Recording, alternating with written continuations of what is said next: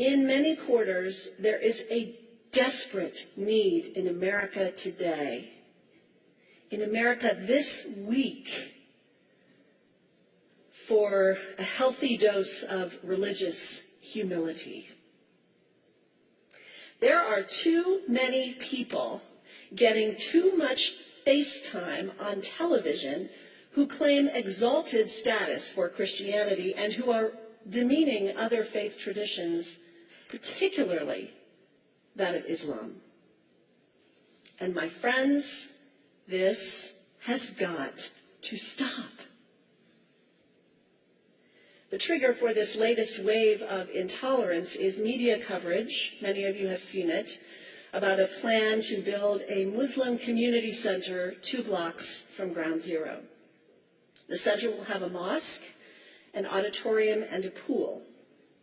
It is modeled after YMCAs and Jewish community centers all across the country. For all I know, it's got locker rooms and childcare. Now, to be very clear here, reasonable, faithful, caring people can disagree about how they feel about this facility being built so close to Ground Zero. But that does not justify the wave of fear and suspicion that has washed over this country over the last 10 days. The media are now calling this a wave of Islamophobia that is sweeping across America. I saw a story this week on CNN about a minister in Gainesville, Florida, who has declared September 11th of this year Burn the Quran Day. Thank you for your reaction. That was mine. This guy is a minister at a non-denominational church called the Dove World Outreach Center. He said all kinds of disparaging, insulting, inaccurate things about Islam that I'm not going to repeat from this pulpit. His message is about hate and fear, and I can assure you there is nothing in the Gospels, there is nothing in the teaching of Jesus Christ that says anything about burning the holy texts of other traditions. It is not there. The proposed burning of the Quran is obscene. It is not the work of peace. It is not the work of understanding. It is not the work of building bridges. It is insanity. Now, the good news is there are a lot of groups, a lot of churches, even the National Association of Evangelicals, who are condemning this action and urging the church to cancel their event. A conversation about God demands grace and openness, a willingness to learn, to have our own ideas challenged, our convictions questioned. These are the hallmarks of humility. When I was in seminary, I read from someone whose name is lost to me now, when you speak of God, your voice should shake a little. You know, Jesus had no time for religious know-it-alls. He saved some of his harshest criticism for church leaders, for the Pharisees, the religious leaders who were so certain about who was out and who was in, who was holy and unholy, clean and unclean. Jesus was forever taking all this religious certainty and turning it on its head. And we can only imagine what Jesus would have said about Pastor Terry Jones and his Burn the Quran campaign. I think he would say, this has got to stop.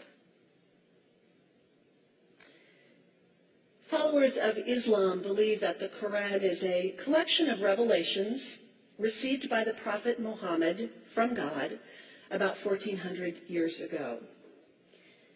They believe that Muhammad was the last of a series of prophets and teachers and messengers that included Adam, Moses, Jesus, Abraham, all names revered by us as well. The word Islam means peaceful surrender to the will of God.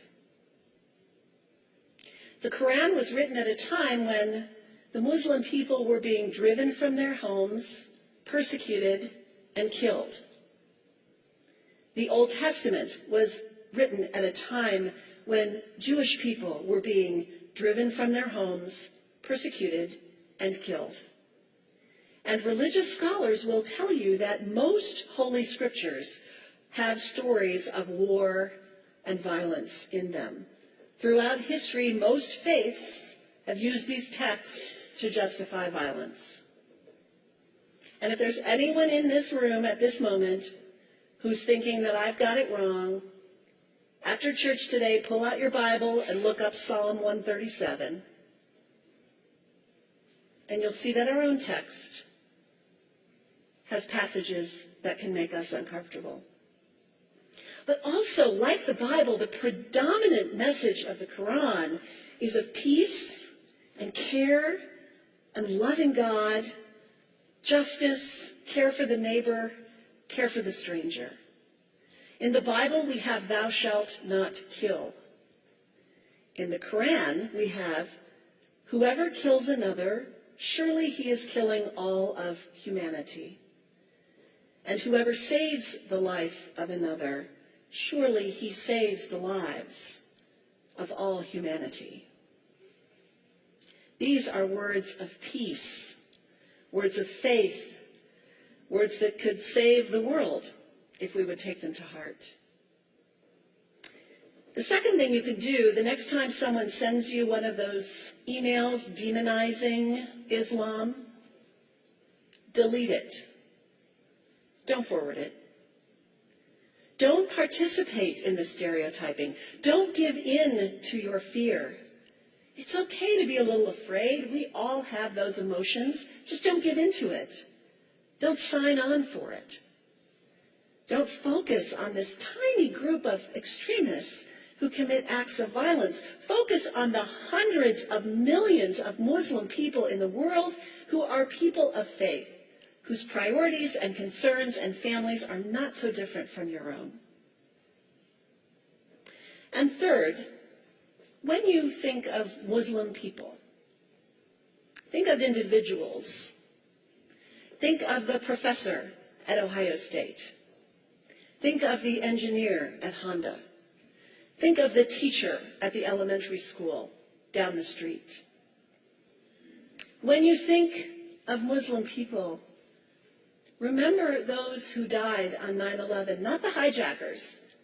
There was only a handful of them. Remember Mohammed Sunhami Hamandi. He was born in Pakistan. He came to the United States as a small child with his parents. He played high school football. He went to college. He became a part-time ambulance driver. He died, this Muslim young man, on 9/11, trying to rescue people and save lives. When you think of Muslim people, remember Mohammed Salahuddin Cloudhurry. He was a waiter at Windows on the World, which was at the top of the World Trade Center. He died that day. His wife had their baby 2 days later. When you think of Muslim people, remember Rama Salih. She was a woman, 28 years old. Her neighbors described her as fun and outgoing and generous. And she died on American Airlines Flight 11, 7 months pregnant with her first child. Remember the founder of the Islamic Circle of North America, who worked in the World Trade Center and also died on September 11th.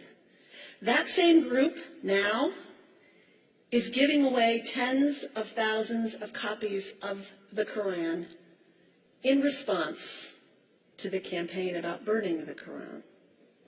In the language of their own tradition, they are spreading words of faith and peace and hope. One of the ladies at the 8:30 service this morning said to me after, maybe we should declare September 11th, buy a Quran and read some of it. It is for us to share our message of love and hope and peace, but let us do it with grace and respect, and above all, humility. God grant us, as individuals, as a nation, as Christians, the humility for this work.